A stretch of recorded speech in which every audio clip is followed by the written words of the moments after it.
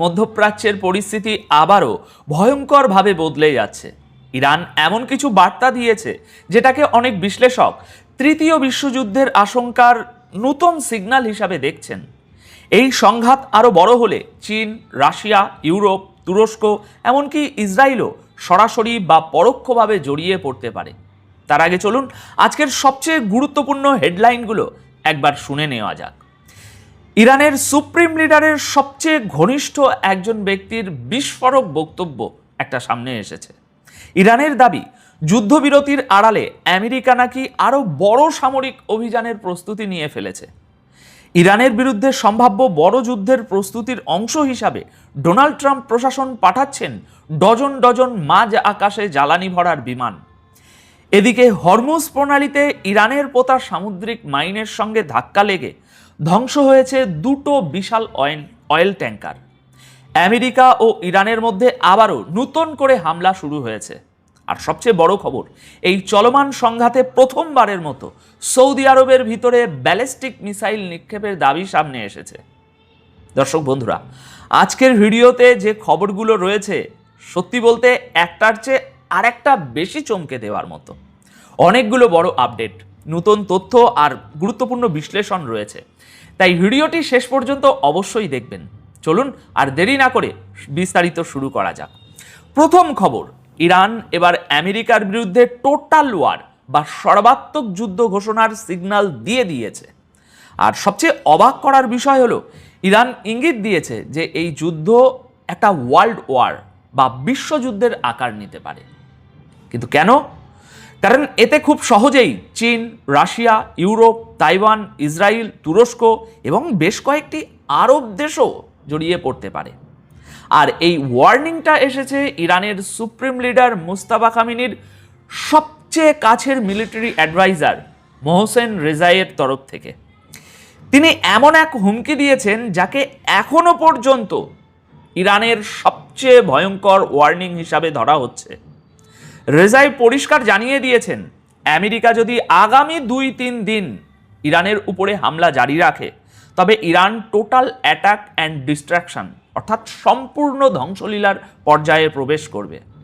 তিনি আরও বলেছেন, ইরানের সেনাবাহিনী এখন আর শুধু জবাব দেওয়ার মধ্যে সীমাবদ্ধ থাকবে না, আমেরিকার কোনো সেনা বা তাদের কোনো ঘাঁটি আর কোথাও সুরক্ষিত থাকবে না। রেজাই শুধু এখানেই থামেননি, তিনি জানিয়ে দিয়েছেন আলোচনা এবং যুদ্ধ দুটো একসাথে আর চলবে না। দিস ইজ ওভার, হয় যুদ্ধ না হয় আলোচনা। সবচেয়ে ভয়ের কথা হলো, তিনি দাবি করেছেন আমেরিকা যদি পিছিয়ে না আসে তবে তুরস্ক ও ইসরায়েলের মধ্যে যুদ্ধ হতে পারে, চীন ও তাইওয়ানের মধ্যে আগুন জ্বলতে পারে এবং রাশিয়া ও ইউরোপও একে অপরের মুখোমুখি হতে পারে। রেজাই বলেছেন, আমরা এসব চাই না, কিন্তু আমেরিকা পুরো দুনিয়াকে এই যুদ্ধের দিকে ঠেলে দিচ্ছে। এখন প্রশ্ন হলো, এটা কি শুধু ফাঁকা আওয়াজ, নাকি রাশিয়া, চীন ও ইরানের মধ্যে ভিতরে ভিতরে কোনো প্ল্যান হয়ে গেছে? পরিস্থিতি কিন্তু সিরিয়াস থেকে অতি সিরিয়াসের দিকে চলে যাচ্ছে। দর্শক, পরের খবরে আসছি। আজ 18 জুলাই সকালের খবর অনুযায়ী মহসিন রেজাই ইরানের সরকারি টিভিতে দাবি করেছেন যে আমেরিকা সিজ ফায়ারের সুযোগ নিয়ে যুদ্ধ থামায়নি, বরং নিজেদের সামরিক প্রস্তুতি আরও মজবুত করেছে। তার দাবি, এই বিরতির সময় আমেরিকা তাদের অস্ত্রের ভাণ্ডার আবার ভরে নিয়েছে, যুদ্ধজাহাজের সংখ্যা বাড়িয়েছে এবং মাঝ আকাশে বিমানে জ্বালানি ভরার জন্য যে রিফিউলিং এয়ারক্রাফট তার মজুতি বাড়িয়েছে। ডোনাল্ড ট্রাম্প নাকি এরকম আরও এয়ারক্রাফট পাঠাচ্ছেন, অর্থাৎ আমেরিকার প্রস্তুতি প্রায় শেষ। এবার যা হওয়ার তার সামনেই দেখতে পাবেন। মিডল ইস্টের যুদ্ধ এবার এক ভয়ঙ্কর মোড় নিতে চলেছে। ইসরায়েলি সংবাদ মাধ্যম এক্সিওসের রিপোর্ট অনুযায়ী সিচুয়েশন রুমে প্রেসিডেন্ট ডোনাল্ড ট্রাম্পের সামনে ইরানের বিরুদ্ধে বেশ কিছু নতুন সামরিক অপশন বা ছক পেশ করা হয়েছে। 17 এবং আজ 18 জুলাই ভোর রাতের এই এক্সক্লুসিভ রিপোর্ট বলছে, এই প্ল্যানের মধ্যে রয়েছে ইরানের বিদ্যুৎ কেন্দ্র, গুরুত্বপূর্ণ পরিকাঠামো, নিউক্লিয়ার ঘাঁটি এবং মাটির নিচে থাকা ওই পিকক মাউন্টেন ফ্যাসিলিটিতে নতুন করে একটা বোমা বর্ষণ করার ছক। লক্ষ্য একটাই, ইরানের উপর চাপ সৃষ্টি করে হরমুজ প্রণালী আবার খোলানো। রিপোর্টের দাবি, আমেরিকা প্রায় 30টি রিফিউলিং এয়ারক্রাফট এখন ইসরায়েলের বেন গুরিয়ন এয়ারপোর্টে মজুদ আছে। একই সংখ্যায় বিমান আছে ইসরায়েলের রামান এয়ারপোর্টেও। আপনারা হয়তো ভাবছেন এসব ইসরায়েলে কেন পাঠানো হচ্ছে ভাই? কারণ সিজ ফায়ারের পর থেকে ইরান ইসরায়েলে একটুও হামলা করেনি। ইরানের শর্ত হলো ইসরায়েল হামলা করলে তবেই তারা ইসরায়েলে হামলা করবে। ইরান আপাতত আরব দেশগুলোতে থাকা মার্কিন ঘাঁটিতে হামলা করছে, তাই ট্রাম্প তার দামি এয়ারক্রাফটগুলো আরব দেশগুলোর বদলে ইসরায়েলে পাঠাচ্ছেন এবং ওখানে মজুত করছেন। পরের খবরে আসছি। হরমুজ প্রণালীতে ইরানের বিছিয়ে রাখা সামুদ্রিক মাইনের সাথে ধাক্কা খেয়ে দুটো বিশাল অয়েল ট্যাঙ্কারে ভয়ঙ্কর বিস্ফোরণ হয়েছে। চোখের সামনে জাহাজ দুটো আগুনের গোলায় পরিণত হয়েছে। আজ 18 জুলাই ভোর 4টের দিকে ইরানের তসনিম নিউজ এজেন্সি জানায়, দক্ষিণ হরমুজ প্রণালীতে আইআরজিসি যেখানে মাইন বিছিয়ে রেখেছিল, এই জাহাজ দুটো সেখান দিয়েই যাওয়ার চেষ্টা করছিল। আইআরজিসির দাবি, আমেরিকা ইচ্ছে করেই ধোঁকা দিয়ে এই জাহাজগুলোকে ওই মাইনের রাস্তার দিকে পাঠিয়েছে এবং এর ফলে হরমুজ প্রণালীতে এখনও জাহাজ চলাচল পুরোপুরি বন্ধ রয়েছে। ট্রাম্প দেখতে চাইছেন মাইনগুলো কতটা আছে, কি আছে। এবার আসি বর্তমান হামলার কথায়।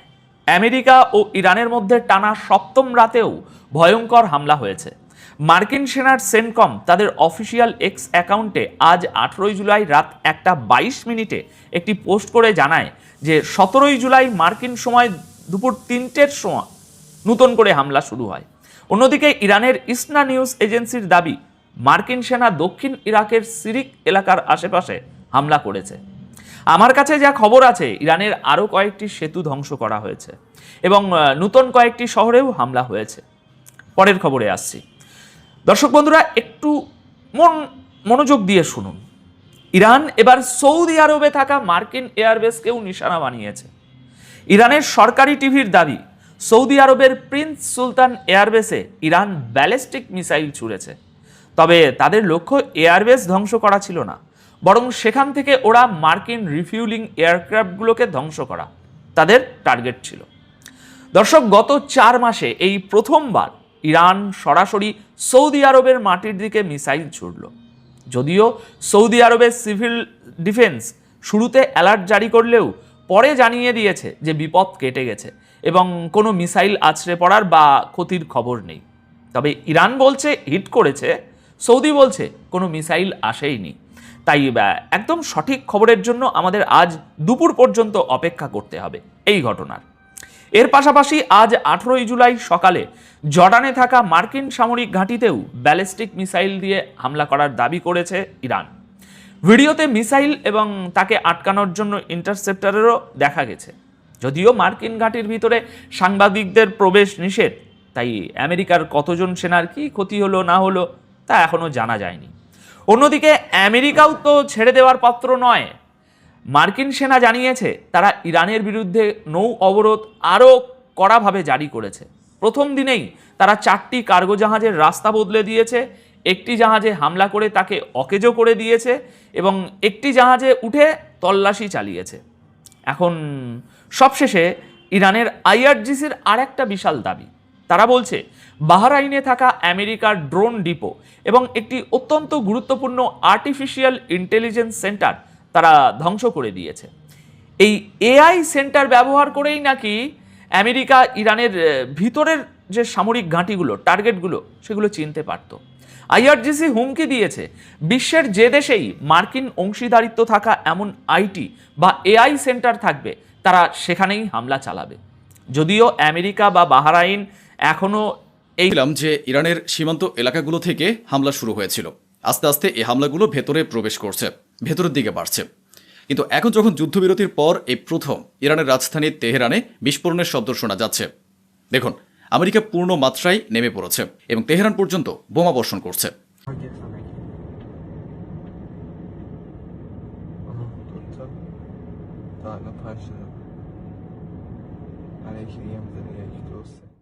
ঠিক এই একই সময়ে বন্দর আব্বাসে ইরানের আকাশ প্রতিরক্ষা ব্যবস্থা সক্রিয় রয়েছে।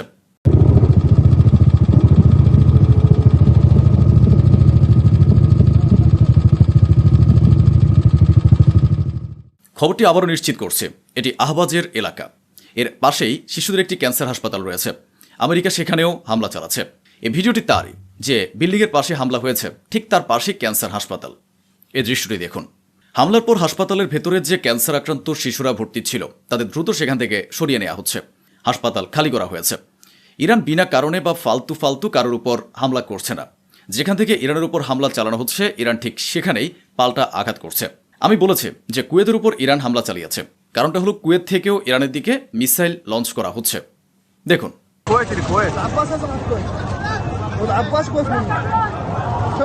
ডোনাল্ড ট্রাম্পের হঠাৎ আবার কি যে হলো।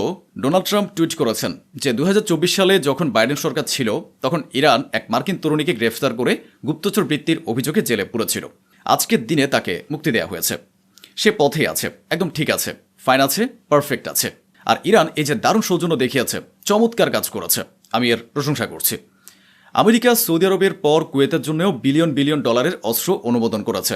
দেখুন আমেরিকার ভাইস প্রেসিডেন্ট কি বলছেন। আমেরিকার ভাইস প্রেসিডেন্টের এই যে লিখিত বিবৃতি, যেখানে তিনি বিবৃতি দিয়েছেন যে আমাদের আমেরিকার যেসব ইনফ্লুয়েন্সার বা আমেরিকান ইনস্টাগ্রাম ও টিকটক ব্যবহারকারী রয়েছে তাদের ইসরায়েলের পক্ষ থেকে টাকা দেওয়া হচ্ছে, যাতে আমেরিকার এ চুক্তির, ইরানের এ চুক্তির বদনাম করা যায় এবং ডোনাল্ড ট্রাম্পের চুক্তির উপর প্রশ্ন তোলা যায় ও এটিকে হেম করা যায়। অর্থাৎ আমেরিকার ভাইস প্রেসিডেন্ট বলছেন যেখানে যেখানে ইসরায়েলের নিজের স্বার্থ উদ্ধার করা এবং বিশৃঙ্খলা সৃষ্টি করার প্রয়োজন সেখানে তারা টাকা খরচ করছে। তাহলে বলুন, সোশ্যাল মিডিয়ায় স্ক্রল ডাউন করার সময় আপনার স্ক্রিনে যেসব দাড়িওয়ালা লোক চলে আসে যারা ইরানের নিন্দা করছে, খামেনিকে গালি দিচ্ছে এবং সাহাবায়ে কেরাম ও আম্মাজান আয়েশা রাদিয়াল্লাহু তাআলা আনহায়ের নামকে ঢাল বানিয়ে চরম ঘৃণার বিষ উগরে দিচ্ছে, তাদের পেছনে কারা রয়েছে? আজ পর্যন্ত এরা চুপ ছিল কেন? মাথায় একটা চাপ দিন।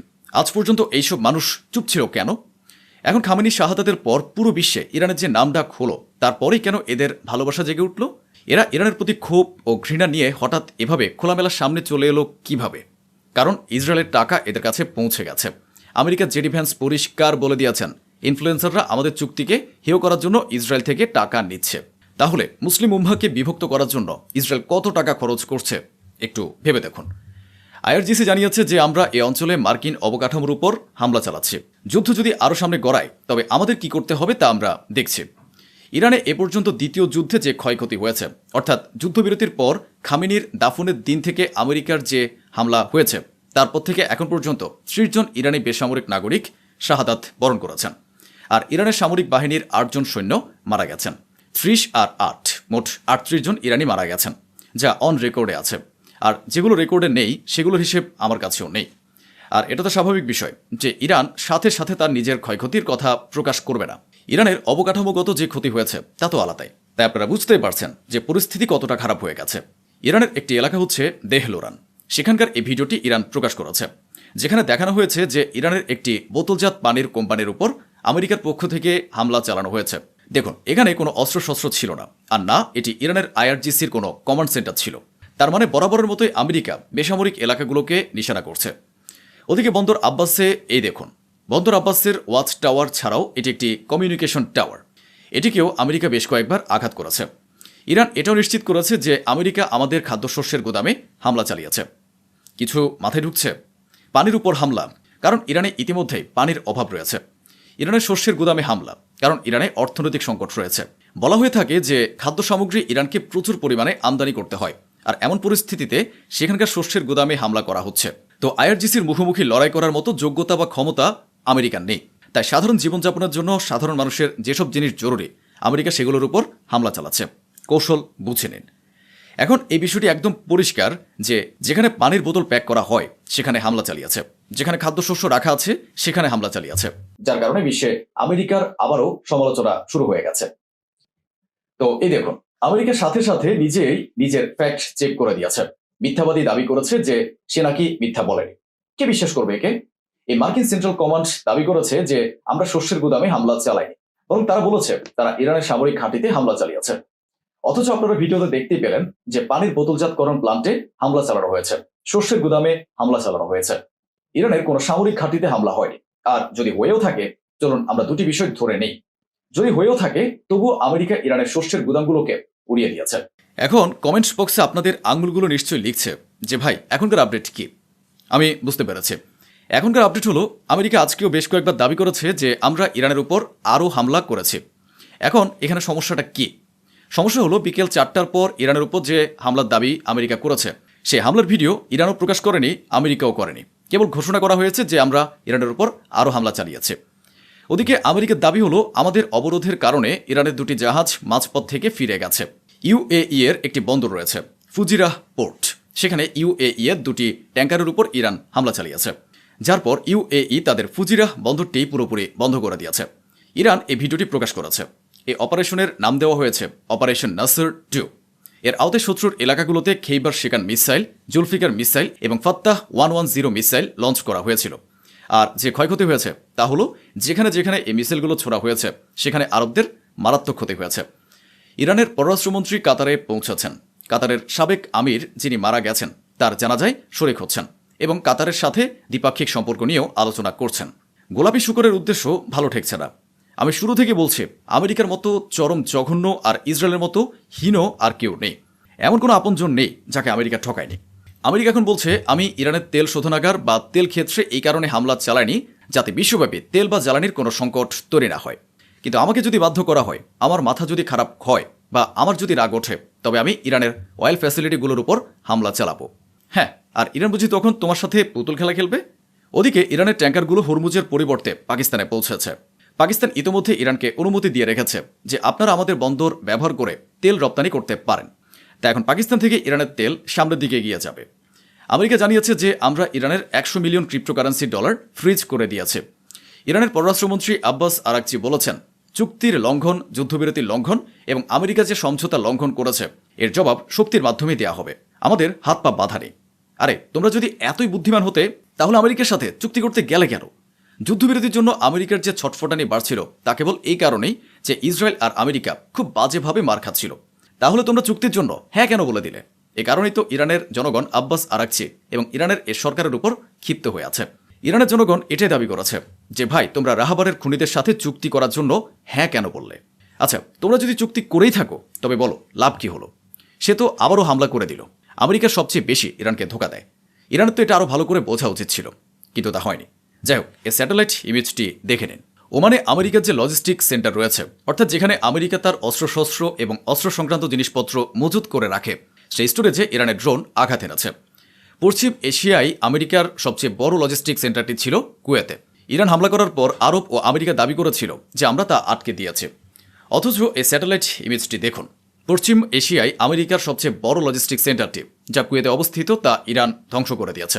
পাশাপাশি কথা বলাও বোকামি হবে না যে ইরানের উপর হামলা হচ্ছে না। ইরানের খার্গ আইল্যান্ডে আমেরিকা বড় ধরনের হামলা চালিয়েছে। একটু স্যাটেলাইট ইমেজটি দেখুন। খার্গ আইল্যান্ড থেকে সমুদ্রের মধ্যে তেল ছুঁয়ে পড়ছে, অর্থাৎ আমেরিকা তেলের প্লান্টের উপর হামলা চালিয়েছে, যার ফলে ইরানের তেল লিক হয়ে বেরোচ্ছে। সবচেয়ে সাম্প্রতিক হামলায় গত 24 ঘন্টায় ইরানের 7 জন কর্মকর্তা নিহত হয়েছেন। আপনারা এদের আইআরজিসির বলতে